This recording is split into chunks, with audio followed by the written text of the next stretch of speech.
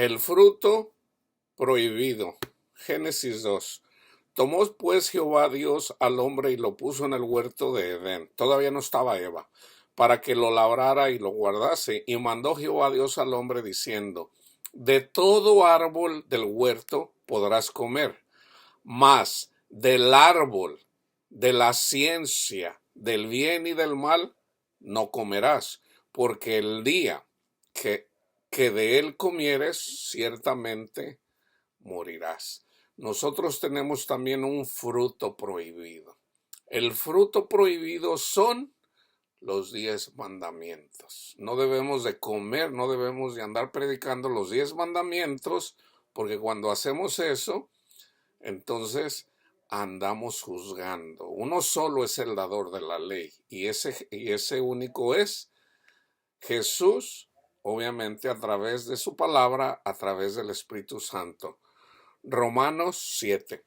¿Qué diremos pues? La ley, los 10 mandamientos, ¿es pecado? En ninguna manera, pero yo no conocía el pecado sino por la ley, porque tampoco conociera la codicia, uno de los 10 mandamientos, si la ley no dijera no codiciarás. Mas el pecado, tomando ocasión por el mandamiento, produjo en mí toda codicia, porque sin la ley el pecado está muerto, y yo sin la ley vivía en un tiempo.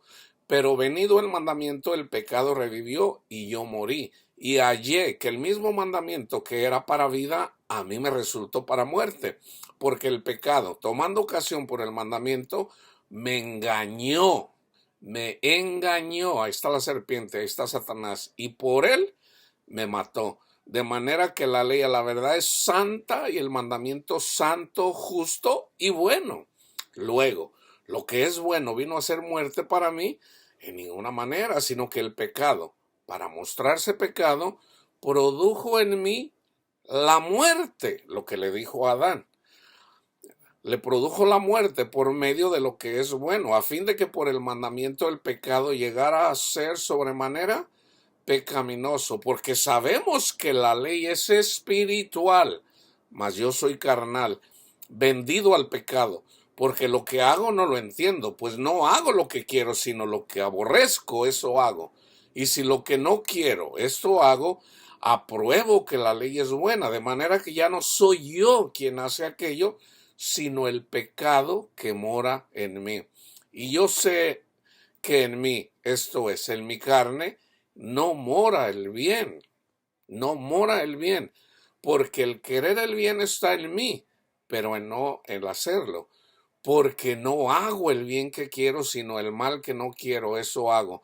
Y si hago lo que no quiero, ya no lo hago yo, sino el pecado que mora en mí. Así que, queriendo yo hacer el bien, hallo esta ley, que el mal está en mí, porque según el hombre interior me deleito en la ley de Dios, amar a mi Padre Dios y amar a mi prójimo. Pero veo otra ley en mis miembros que se revela contra la ley de mi mente y que me lleva cautivo a la ley del pecado que está en mis miembros. Miserable de mí, ¿quién me librará de este cuerpo de muerte? Gracias doy a Dios por Jesucristo, Señor nuestro, así que yo mismo con la mente sirvo a la ley de Dios, el Espíritu Santo, mas con la carne a la ley del pecado. Con el Espíritu Santo, la ley de Dios que nos fue dada a nuestra mente, podemos hacer morir las obras de la carne. En Santiago 4 dice: uno solo es el dador de la ley, Jesucristo, que puede salvar y perder. Pero tú, ¿quién eres para que juzgues a otro? Jesús dijo: no juzguen, porque cuando juzgan, con la vara que midan, serán medidos. Jesús dice: ¿por qué miras la paja que está en el ojo de tu hermano, el pecador, cuando tú mismo tienes una viga? Dice: primero quítate tú la viga para que puedas ver bien y le puedas quitar la paja. La paja es el pecado. La viga es un pecado más grande, que es precisamente cuando juzgamos a la gente de pecadora, cuando nosotros somos unos hipócritas porque también somos pecadores. Entonces nosotros le quitamos la paja con la gracia de Dios, que va a ser el siguiente estudio en relación a la gracia de Dios, el regalo de Dios. Entonces el fruto prohibido es no juzguen, hermanos, no juzguen. La paz de Cristo, sobre todo con los 10 mandamientos.